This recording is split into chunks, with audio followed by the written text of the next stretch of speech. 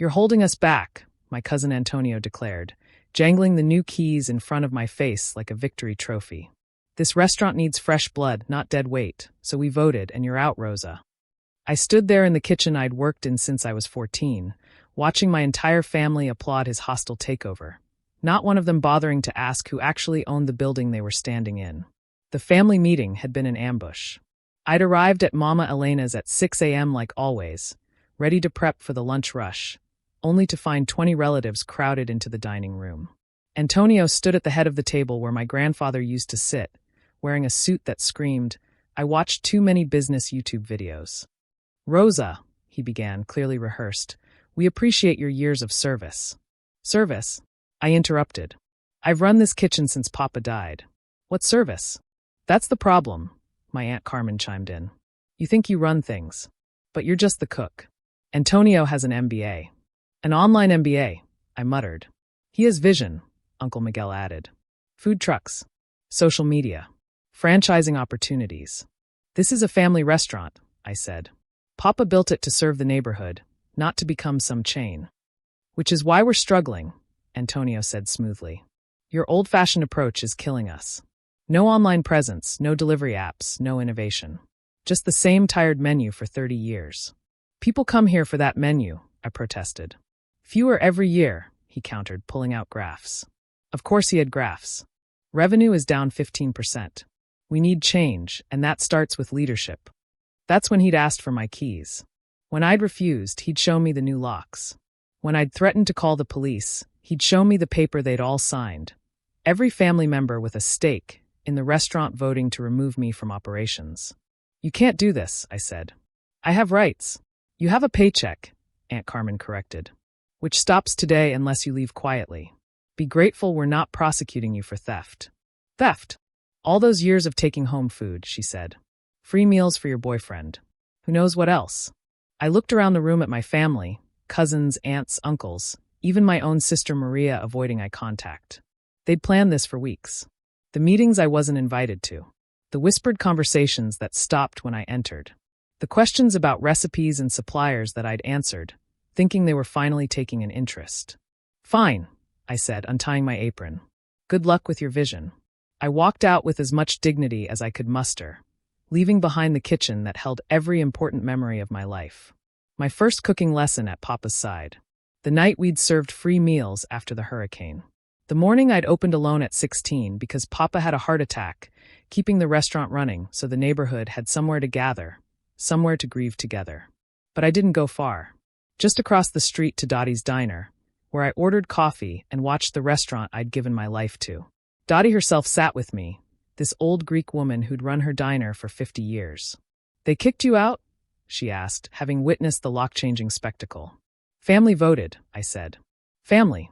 She spat the word. "I've seen 4 generations of ungrateful children destroy what their parents built. You want some advice?" "Sure. Don't get mad. Get patient. Ungrateful children always forget who owns what." I stared at her, then at the restaurant across the street.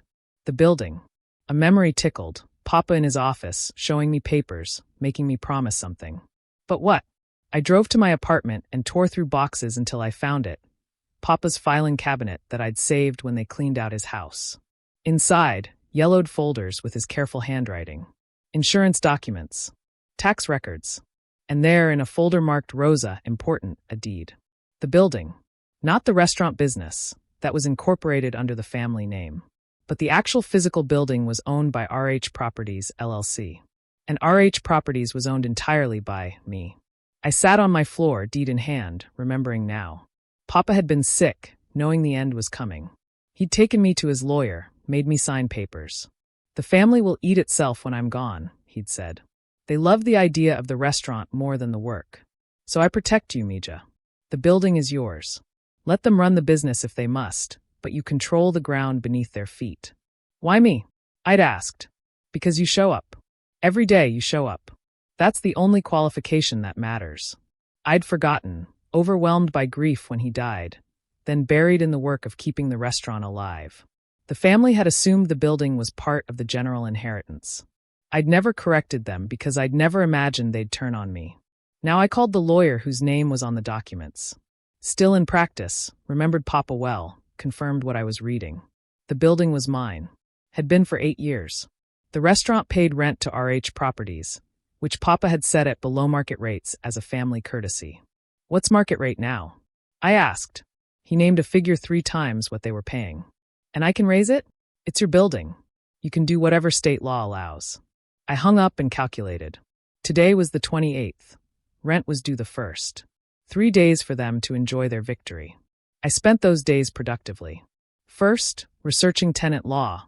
California was tenant-friendly, but not when you were dramatically behind market rate.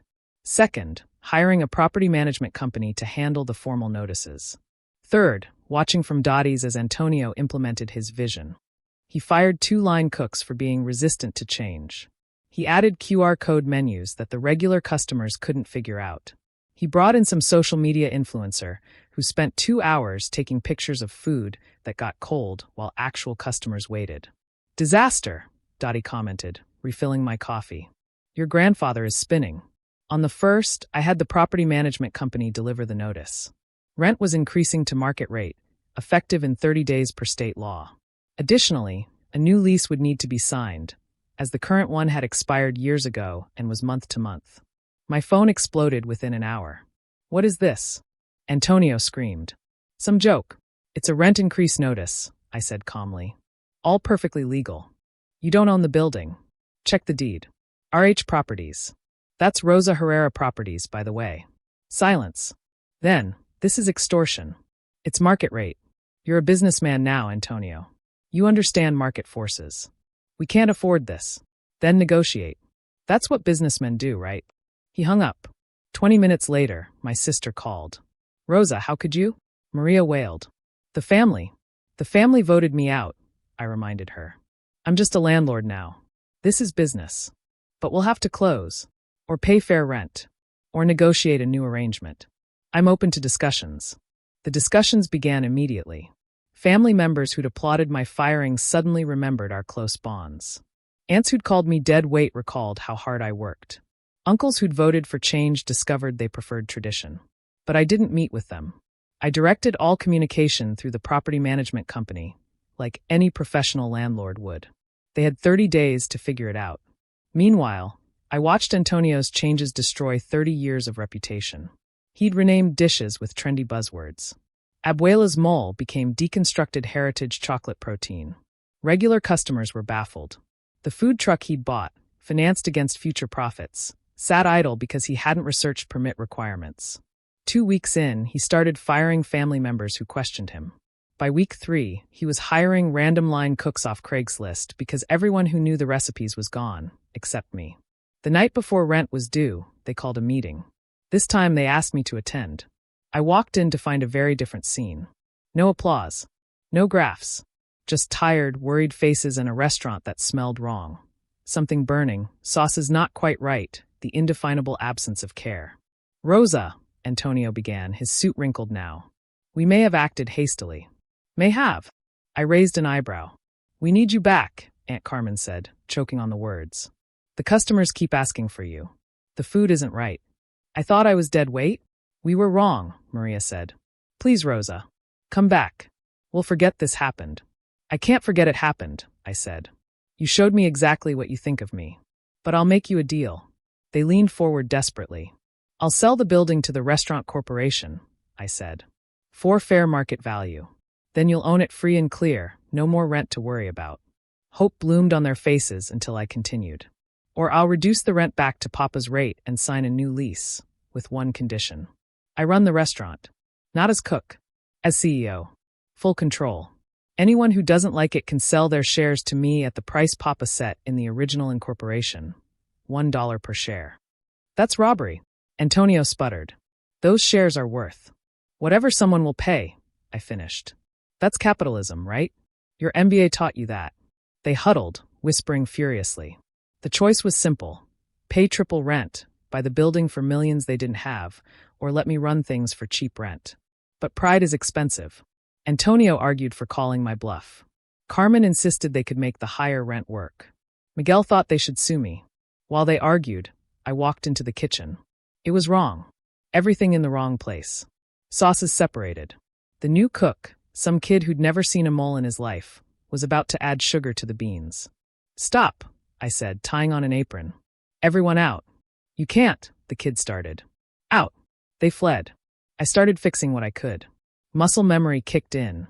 This pan here, that spice there, the rhythm Papa taught me returning like a song.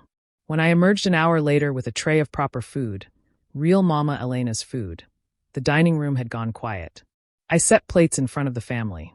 "Eat," I commanded. They ate, and remembered. This was why customers came. Not for Instagram photos or trendy names, but for food that tasted like home, like love, like tradition. "Your terms," Antonio said quietly, defeated. "We accept." I smiled. "Good. Now get out of my restaurant. We open in 4 hours and everything needs to be fixed." They filed out, all except Maria, who lingered.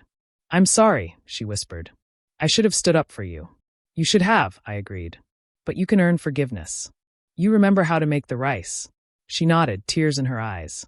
"Then get to work." By morning, word had spread. Rosa was back. The real food was back. Customers who'd stayed away returned. The influencer photos were replaced with pictures of Papa and Mama Elena. The QR codes vanished in favor of the laminated menus everyone knew by heart. Antonio lasted a week before selling me his shares for $1. The others followed gradually, too proud to work under me but too broke to hold out. Within 6 months, I owned 85% of the business to go with the building. I kept the best of Antonio's ideas, online ordering, but simple and straightforward. Social media, but featuring regular customers and their stories, not staged photos. We even got a food truck eventually, for catering quinceañeras and church festivals, not chasing trends. "You knew," Dottie said one morning, watching the breakfast rush return to normal. "You knew they'd destroy it without you." "Papa knew," I corrected. "He said the family would eat itself. He just made sure I'd survive the meal." The restaurant thrives now. We're busy but not overwhelmed, traditional but not stuck. Family members still work there, but as employees who understand that showing up matters more than showing off. And in Papa's office, my office now, hangs the deed that saved everything. Not because owning the building made me powerful, but because it gave me time. Time to let them fail. Time to prove what Papa always said. The only qualification that matters is showing up. Every morning, I still arrive at 6 a.m. I still cook because that's who I am. But now I also plan and dream and grow the legacy Papa left. Not to the family that voted when it was convenient, but to the granddaughter who showed up when it was hard. The building stands solid beneath us all, just as Papa intended. And in the kitchen where they tried to lock me out, I cook the recipes they couldn't replicate, seasoned with the one ingredient they never understood was essential: respect.